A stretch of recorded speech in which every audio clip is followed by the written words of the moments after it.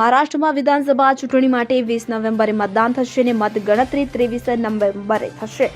ત્યારે તમામ રાજકીય પક્ષો આ ચૂંટણીની તૈયારીઓમાં વ્યસ્ત છે. આ દરમિયાન એઆઈએમઆઈએમના વડા અસદુદ્દીન ઓવૈસી મહારાષ્ટ્રના સોલાપુર પહોંચ્યા હતા. ઓવૈસી સોલાપુર સેન્ટ્રલ એસેમ્બલી સીટના ઉમેદવાર ફારૂક સાબદીની પ્રચાર રેલીમાં ભાગ લેવા માટે સોલાપુર આવ્યા હતા. આ દરમિયાન મહારાષ્ટ્ર પોલીસના કર્મચારીઓએ ઓવૈસીને સ્ટેજ પર જ નોટિસ આપી હતી. નોટિસમાં ઓવૈસીને તેમના ભાષણમાં કોઈ પણ સમુદાયની ભાવનાઓને ઠેસ ન પહોંચાડવા અને ભડકાઉ ભાષણ ન આપવાનો નિર્દેશ આપવામાં આવ્યો છે. પોલીસે ઓવૈસીને બીએનએસની કલમ 168 હેઠળ આ નોટિસ આપી છે. ઉલ્લેખનીય છે કે બીએનએસની કલમ 168 અનુસાર દરેક પોલીસ અધિકારી કોઈ પણ કોગ્નિઝેબલ ગુનાના કમિશનને રોકવા માટે દરમિયાનગીરી કરી શકે છે અને તે તેની શ્રેષ્ઠ ક્ષમતા મુજબ કરી શકે છે.